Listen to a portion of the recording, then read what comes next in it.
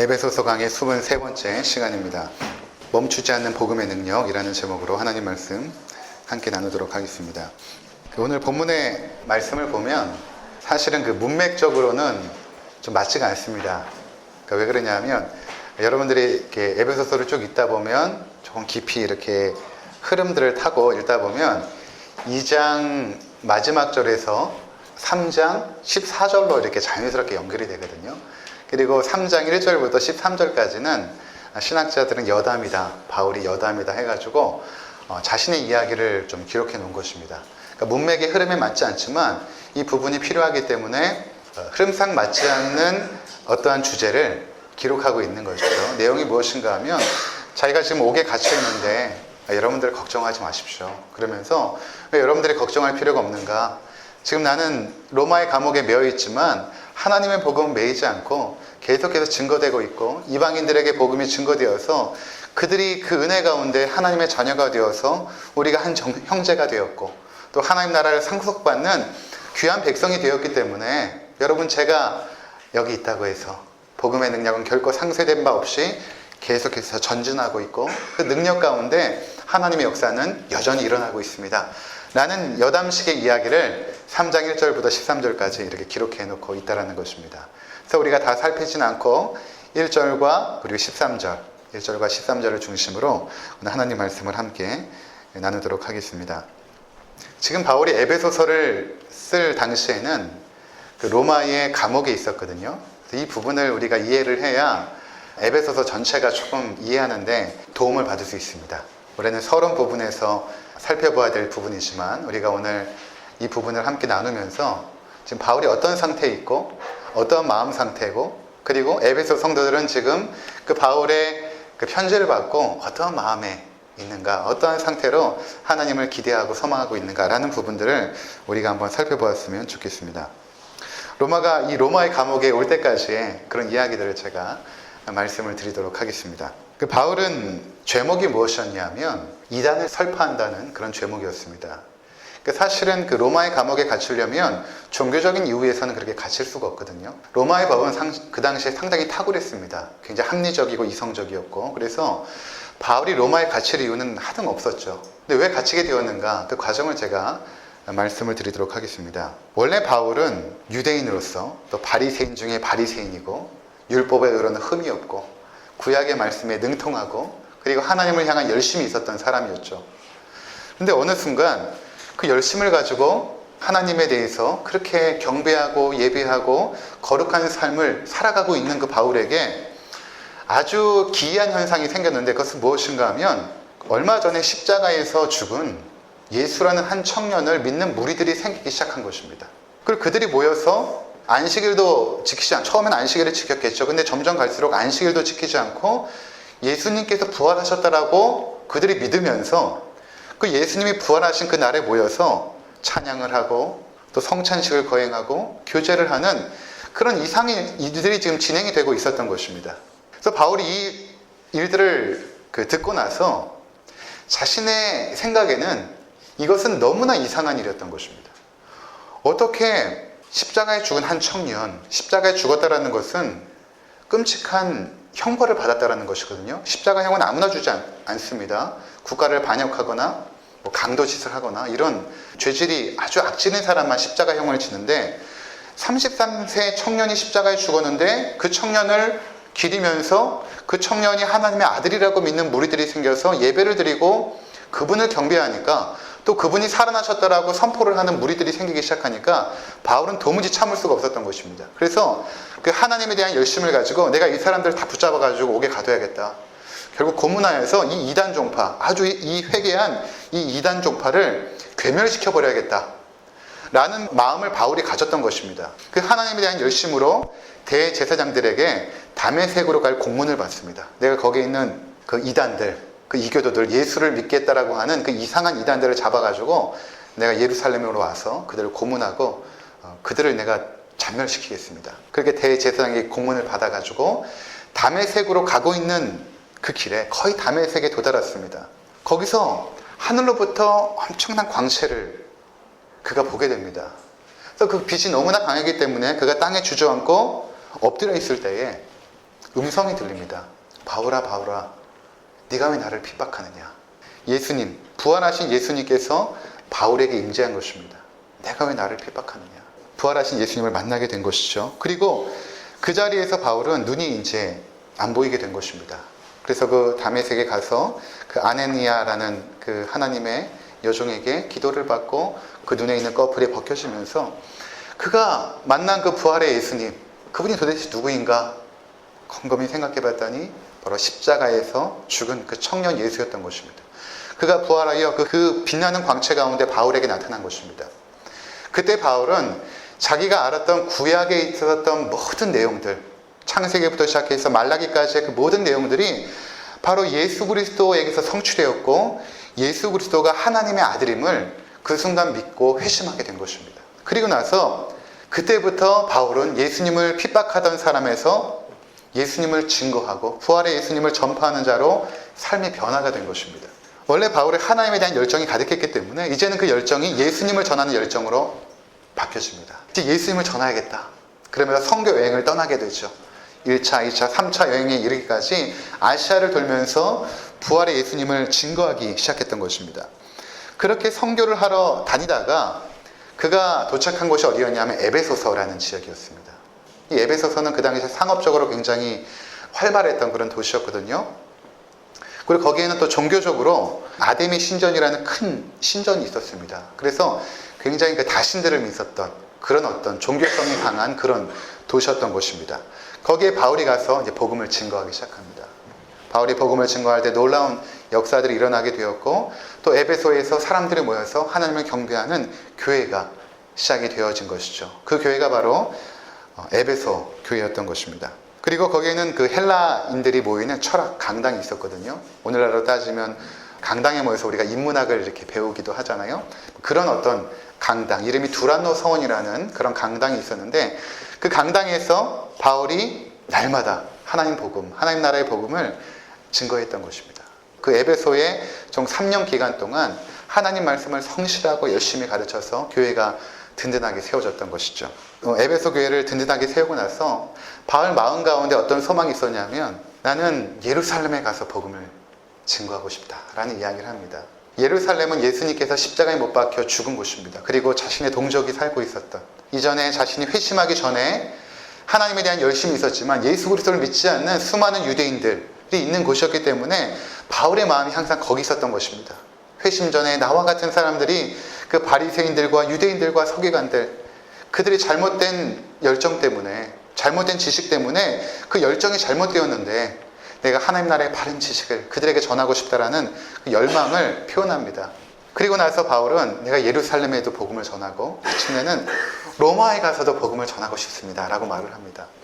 로마는 그 당시에 세계적으로 중심이었습니다. 오늘날 중심이 미국이라고 한다면 그 당시에는 로마가 세계 중심이었거든요. 팍스 로마 해가지고 모든 길을 로마로 통한다. 정치, 경제, 사회, 문화 다방면에 있어서 모든 것에 가장 탁월했던 도시가 바로 로마였던 것입니다. 그러니까 로마의 복음이 전파된다는 것은 어떤 의미가 있냐면 선교에 있어서 새로운 차원이 열리는 것입니다.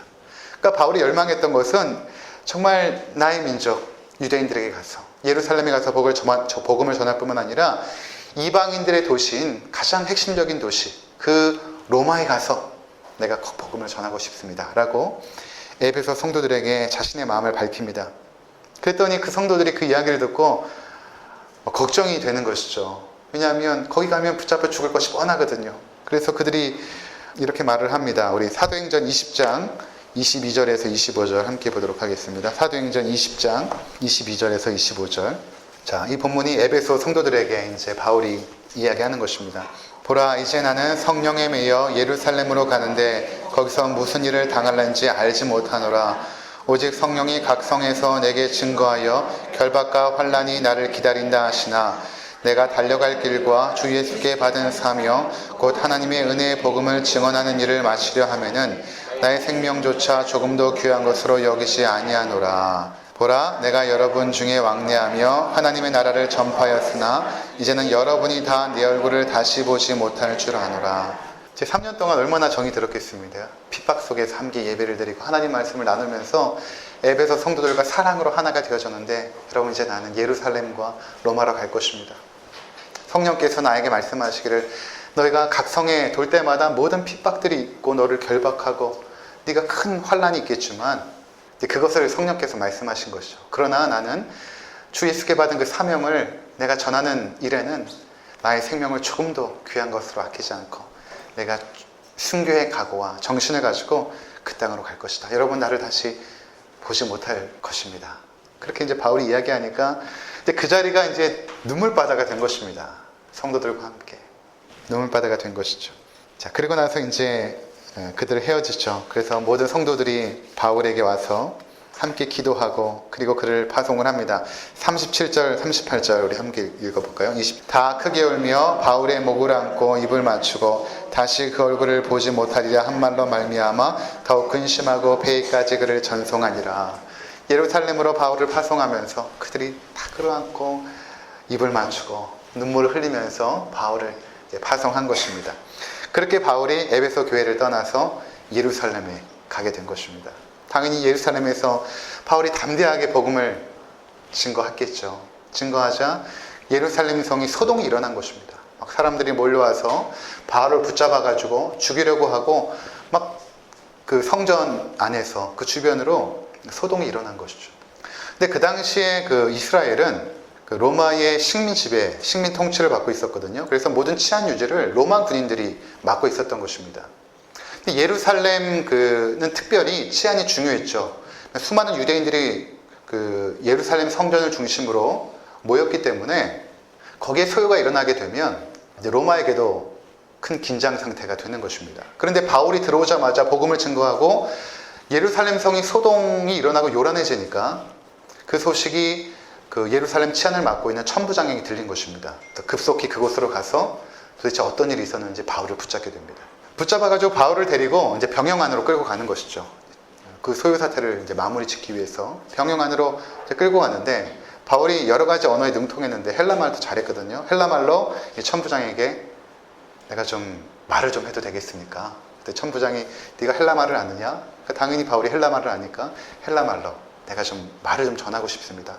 저기 있는 사람들에게 한마디 하고 싶습니다. 라고 부탁을 하니까 천부장이 그래 네가 한번 말을 해봐라. 그리고 바울이 그 계단 위에 서서 거기에 바울을 죽이려고 모인 수많은 그 군중들에게 복음을 전하기 시작합니다.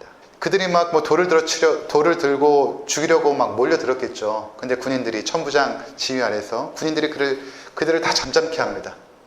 잠잠케 해놓고 바울이 드디어는 복음을 전하기 시작합니다. 사실은 복음을 전한 게 아니라 자신이 어떻게 해서 하나님을 믿게 되었고 자신이 어떻게 여러분에게 와서 복음을 증거하게 되었는지 간증을 하는 것이죠. 그런데 그 안에는 하나님의 복음의 이야기들이 다 담겨져 있었던 것입니다. 예수가 바로 하나님의 아들이시고 우리의 구세주가 된다라는 그 이야기가 핵심적으로 담겨 있었죠. 그 이야기를 바울이 그들에게 하는 것입니다. 군인들의 보호 아래서. 그러니까 이제 사람들이 더 이상 들을 수가 없어가지고 막 다시 한번 들끓고 일어난 것이죠. 먼지를 던지면서 고함을 치면서 바울을 죽이라. 그래서 결국에는 그 천부장이 바울을 데리고 드러나게 됩니다. 도대체 이 상황이 이해가 안 되는 것입니다. 도대체 이 바울이 전하는 내용이 무엇이기에 저 사람들이 저렇게 혈안이 되어서 바울을 죽이려고 하는가? 백부장을 시켜서 도대체 무슨 일이 일어났는지 네가 좀 캐내봐라. 그렇게 이제 명령을 합니다. 그래서 백부장이 바울을 데리고 들어가서 눕혀놓고 채찍을 쳐서 고문을 하려고 도대체 무슨 일이 일어났는지 캐려고 채찍을 들고 때리려고 하는데 바울이 고개를 들어 그를 쳐다보면서 담대하게 말합니다. 나는 로마의 시민권자인데 네가 함부로 나를 죄도 정하지 않고 매로 치겠느냐? 이렇게 담대하게 말을 하죠. 그 당시에 로마 시민권자들은 여러 가지 혜택이 있었거든요. 바울이 로마의 시민권자입니다. 태어날 때부터 로마의 시민권을 가지고 있었거든요. 그들은 어떤 여러 가지 혜택이 있었냐면 일단 재판을 받지 않은 상태에서 태형을 가할 수가 없었습니다. 또 하나는 자신이 재판을 받았는데 부당한 어떤 결정이 났을 경우에는 마지막에 황제에게 상소할 수 있었습니다. 오늘날로 하면 대통령에게 상소하는 것입니다. 그렇게 할 수 있었거든요. 그만큼 로마의 그 권세가 대단했던 것입니다. 그러니까 바울이 자기가 로마의 시민권자라니까 이 사람이 당황한 것입니다. 그리고 그 이야기를 천부장에게 하고 천부장도 당황한 것입니다. 자기는 로마 시민권을 돈을 주고 사는데 바울은 태어날 때부터 로마 시민권자라니까 이제는 바울을 보호해야 되는 임무가 천부장에게 생긴 것입니다. 그래서 그때로부터 바울을 보호하기 시작합니다.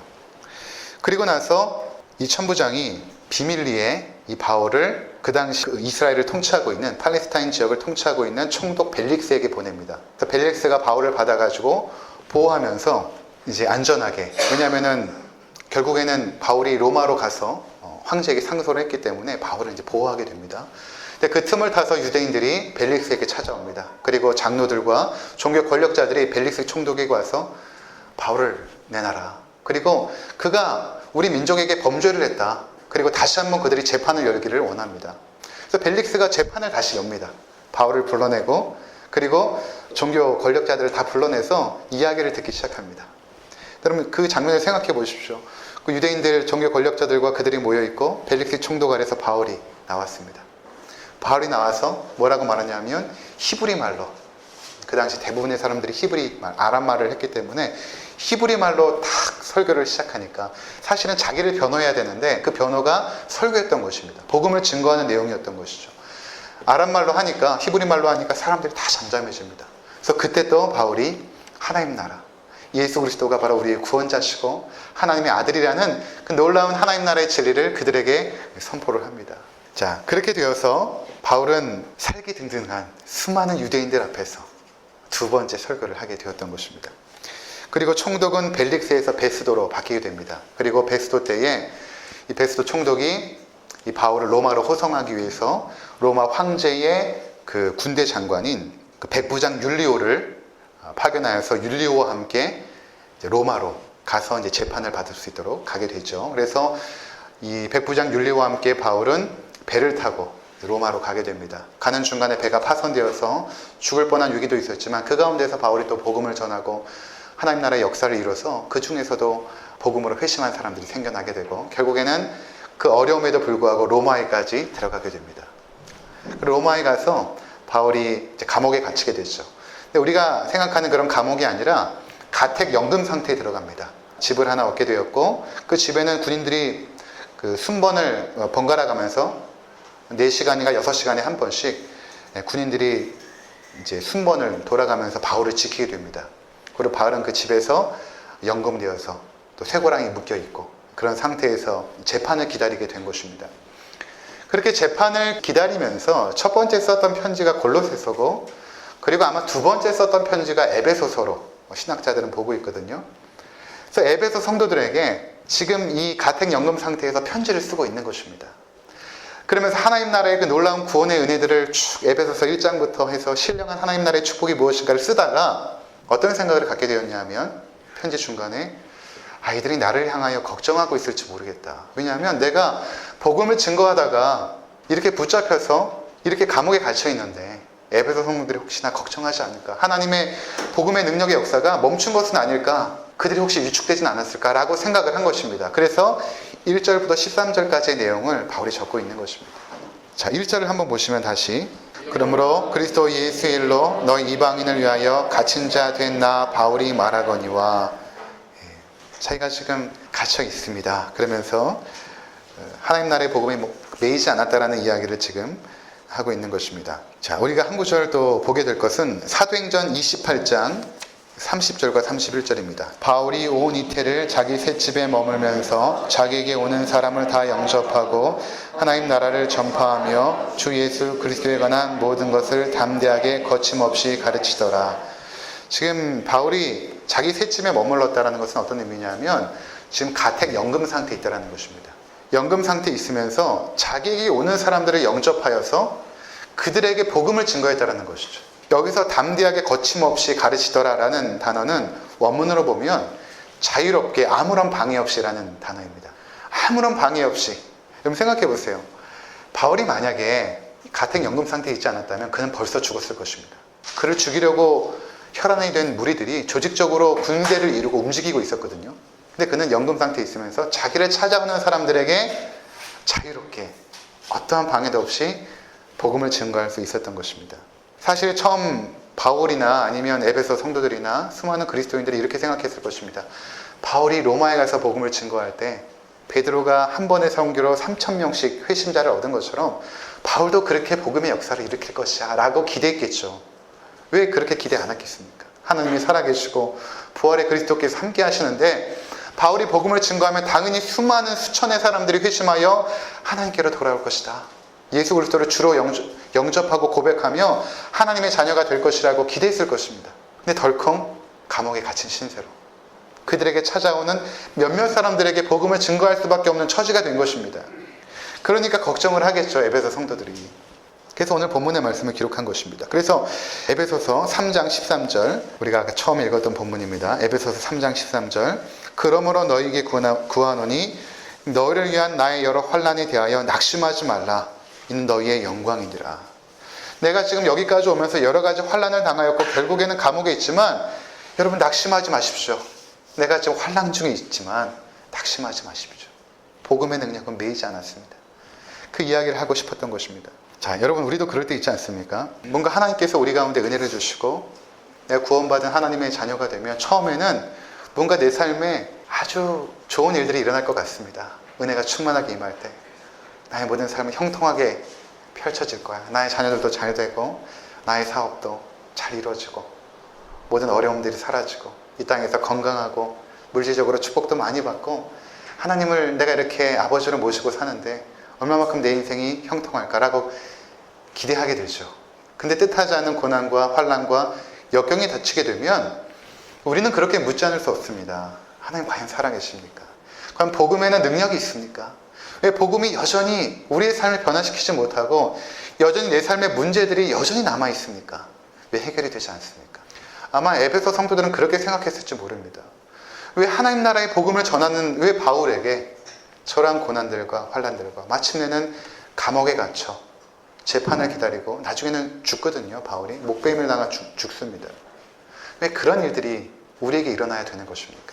근데 바울은 뭐라고 말하냐면 너희들이 염려하지 말라, 걱정하지 말라, 하나님의 나라의 복음은 매이지 않았다, 그렇게 말하고 있는 것입니다.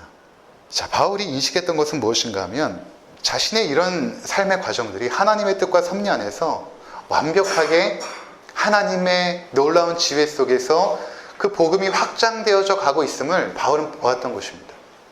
굉장히 놀라운 일이 생기는데, 여러분 빌립보서 1장 12절에서 14절 한번 보시기 바랍니다. 이 빌립보서 말씀은 바울이 로마 감옥에 있으면서 말미에 쓴 것입니다. 초반에 에베소서를 쓰고 시간이 좀 지나서 거의 말미에 빌립보서를 쓰게 되는데, 빌립보서 1장 12절 14절, 형제들아 내가 당한 일이 도리어 복음 전파의 진전이 된 줄을 너희가 알기를 원하노라. 이러므로 나의 매임이 그리스도 안에서 모든 시대함과 그 밖의 모든 사람에게 나타났으니 형제 중 다수가 나의 매임으로 말미암아 주 안에서 신뢰함으로 겁없이 하나님의 말씀을 더욱 담대히 전하게 되었느니라. 지금 로마 감옥에서 이 서신을 쓰고 있습니다. 에베소서를 쓸 때보다 얼마 동안의 시간이 지났습니다. 그러면서 빌립보 성도들에게 뭐라고 말하냐면 내가 지금 당한 일, 지금 감옥에 갇힌 일이 도리어 복음 전파의 진전이 되었다라고 말하고 있는 것입니다. 여러분, 이것을 우리가 어떻게 이해하겠습니까? 자유롭게 복음을 전한 것도 아니고 감옥에 갇혀 있는데 어떻게 복음이 진전이 되었을까? 이해가 되지 않죠. 13절에 보니까 나의 매임이 그리스도 안에서 모든 시대함과 그 밖의 모든 사람에게 나타났다. 여기도 시대라는 것은 원어로 보면 프라이토리온인데, 이 프라이토리온은 황제 궁궐을 말합니다. 황제가 사는 그 궁궐을 중심으로 그 영내, 황제가 사는 그 영내를 프라이토리온이라고 말하는데, 내가 갇혀 있는 것이 이 프라이토리온, 이 황제가 살고 있는 영내에 있는 많은 사람들 뿐만 아니라 바깥에 있는 많은 사람들에게도 알려졌다. 내가 감옥에 갇혀 있는 것이. 그런데 놀라운 일이 생겼는데 그 소식을 듣고 사람들이 담대히 복음을 증거하고 있다. 여러분, 이 사실을 어떻게 이해하겠습니까? 바울이 감옥에 갇혔는데 어떻게 사람들이 담대하게 복음을 증거하게 되었을까요? 왜 위축되지 않고, 왜 두려워하지 않고 복음을 증거하게 되었을까? 자, 빌립보서를 맨 마지막에 바울이 문안 인사를 하면서, 빌립보 성도들에게 문안 인사를 하면서 이렇게 말하는 구절이 있습니다. 빌립보서 4장 21절과 22절. 너희는 성도에게 각각 문안하라. 나와 함께 있는 형제들이 너희에게 문안하고 모든 성도들이 너희에게 문안하되 특히 가이사의 집 사람들 중 몇이니라. 아멘. 자, 이제 여러분, 나와 함께 복음을 나눴던 형제들이 빌립보에 있는 성도들에게 문안 인사를 띄웁니다 라고 하는데, 22절에 특히 하면서, 특히 가이사의 집 사람들 중 몇이니라 이렇게 말합니다. 가이사가 누구냐면 그 당시 황제입니다. 그 서슬퍼런 황제의 그 압제 가운데 있을 때에 그 황제 궁궐에 있었던 사람들 중에 몇몇이 바울에게 찾아와서 복음을 듣고 그리스도를 영접한 것이죠. 황제의 측근들이 예수님을 믿기 시작한 것입니다. 우리가 아는 것처럼 로마의 그 서슬퍼런 압제가 300년 동안 지속되었지만 300년 후에 로마는 기독교를 공인하게 되죠. 그 역사 가운데 무엇이 있었냐면 이미 로마의 심장부 안에 복음이 꽂힌 것입니다.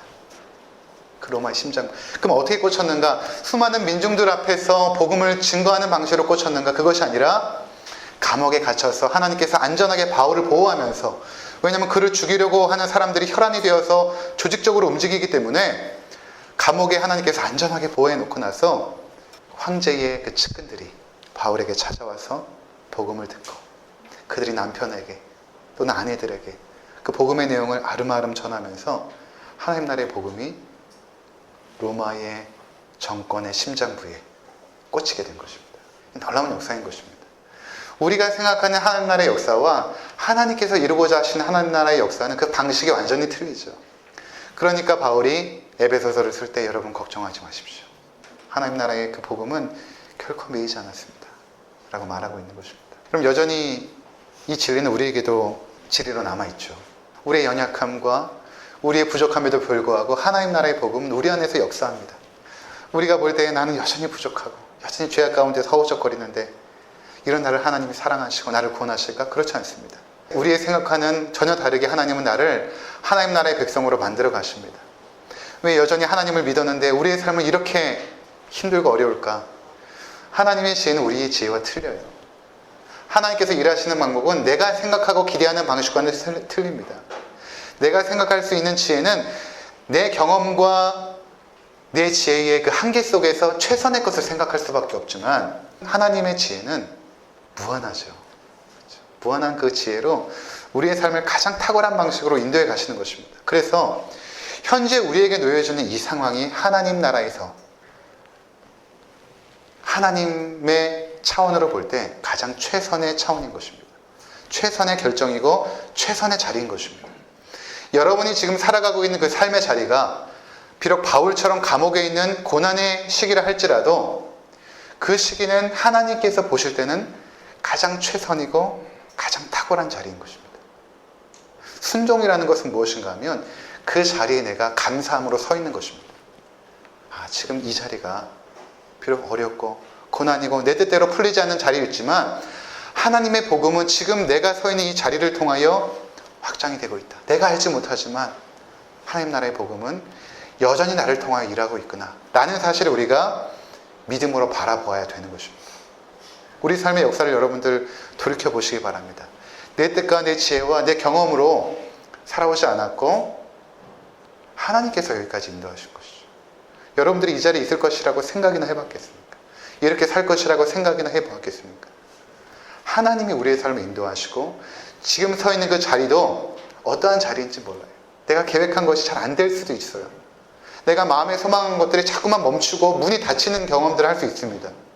그러나 그것이 하나님의 가장 선하시고 지혜로우시고 온전하신 뜻임을 내가 믿어야 되는 것입니다. 그 하나님을 신뢰할 때에 우리 가운데 감사가 회복되어지고 찬양이 넘치는 것입니다. 저도 때때로 그런 생각 가질 때 있거든요. 내가 생각한 대로 내가 기대했던 것들이 아니어질 때 왜 하나님께서 분명히 하나님의 뜻이라고 생각해서 했던 일인데 그것이 자꾸만 진행이 안 되고 오히려 더 어려움을 당할 때 분명 하나님 뜻이라고 나는 생각을 했는데 그리고 이것이 하나님의 선하신 일인데 왜 이렇게 힘들고 어려울까? 그 속에 내가 생각하지 못하는 하나님의 선하시고 기뻐하시고 온전한 뜻이 그 자리에 있는 것입니다. 감옥에 있었지만 하나님을 찬양하고 놀라운 구원의 일을 증거했던 그 바울처럼 우리도 지금 현재 상황에서 하나님 앞에 감사하시고 순종하시고 그 자리를 찬양의 간증의 자리로 만드시는 귀한 성도님들 되시기를 주의 이름으로 축원을 드립니다. 기도하겠습니다.